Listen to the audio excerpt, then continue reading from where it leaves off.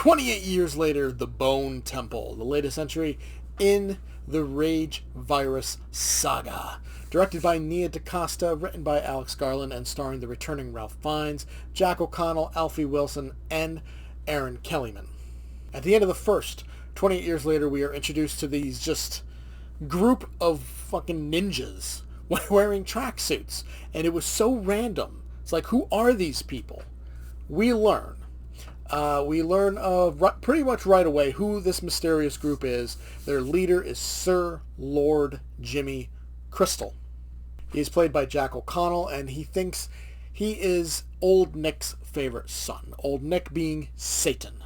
His group is called the Seven Fingers, and according to join the Seven Fingers, you have to be seen as worthy from Lord Jimmy Crystal, Sir Lord Jimmy Crystal, as well as Old Nick himself, because, he hears him in his head, he talks to him that way. And then you have to choose a member of the Seven Fingers and fight to the death. If you win, you're in.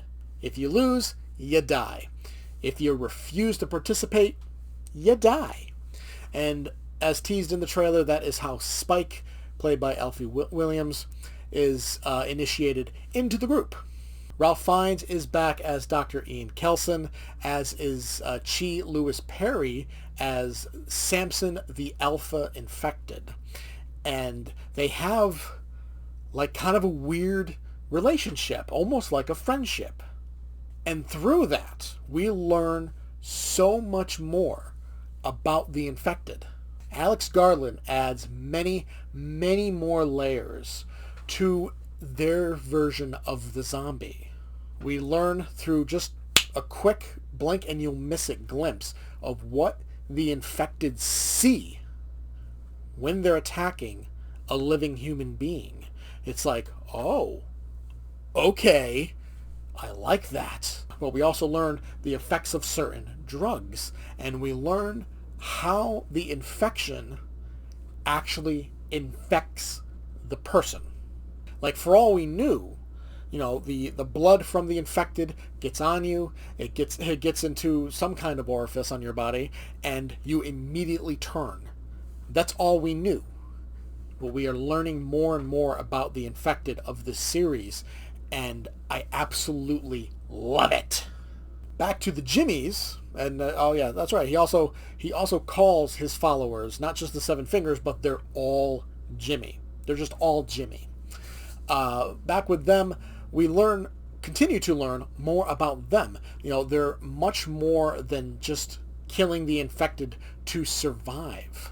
Like, they are not good people, or at least Sir Lord Jimmy isn't, and through him, the others are not good people. Like I said, he hears Old Nick in his head, and he orders his Jimmies to do unspeakable things in his name, and it just adds many layers to this mysterious group that when we first met, they were just these random assholes that showed up, did karate.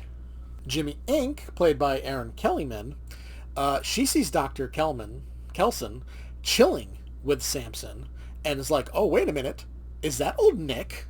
Sir Lord Jimmy's like, yeah, totally. But at the same time, using every excuse in the book to explain as to why he didn't know why his supposed father was not only there, but he had a giant temple of bones. So it adds to the kind of craziness of Sir Lord Jimmy in that, is he hearing voices? Does he hear the voice of Satan in his head? Or is he just using this as an excuse to be a horrible piece of shit? In meeting Dr. Kelson, we learn more about Sir Lord Jimmy. We learn more of his backstory, which I think is great.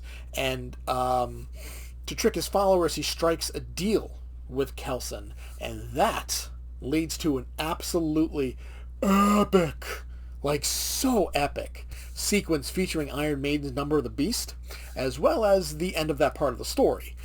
And it's just so cool. The entire time I'm sitting there, I'm fucking rocking, man. I'm singing to myself. I'm not singing out loud. I'm not one of those assholes in the movie theater. But it was just so awesomely well done.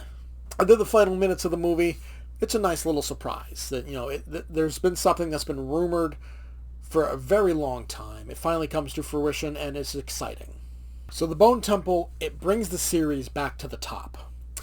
Weeks, it wasn't as up to par today as at least I would have hoped. And years, it was great, but it wasn't quite the level of Days. The Bone Temple is not only on par with Days, it may be better. It may be the best of the series so far. Nia DaCosta's direction is absolutely beautiful.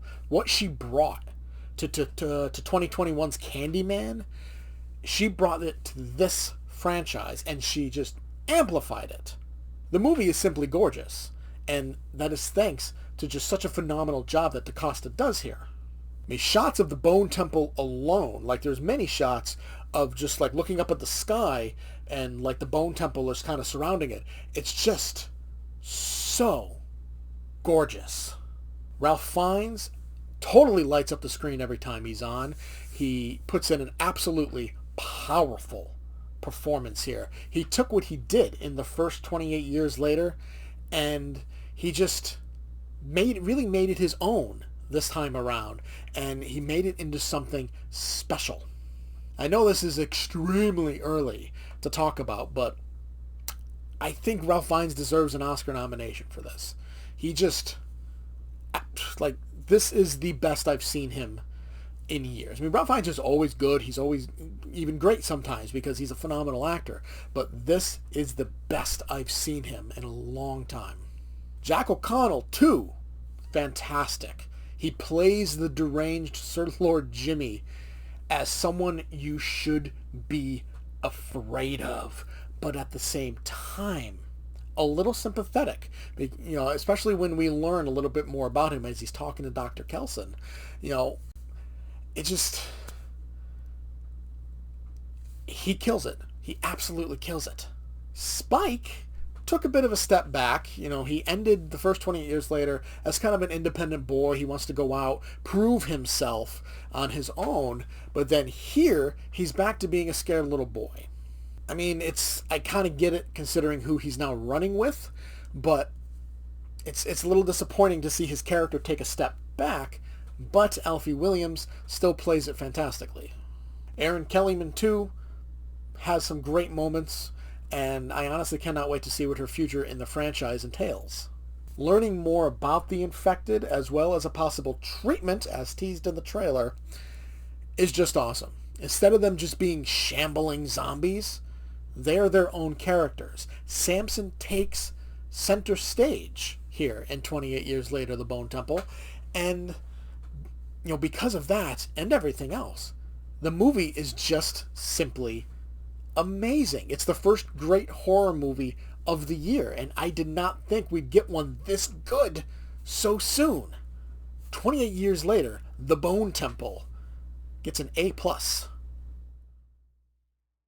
Thanks for watching this episode of Fatman Inc Horror. Please leave a like and subscribe if you enjoyed, and to see more horror reviews as Fatman Inc Horror begins to take shape. Thanks for watching, and I'll see you next time.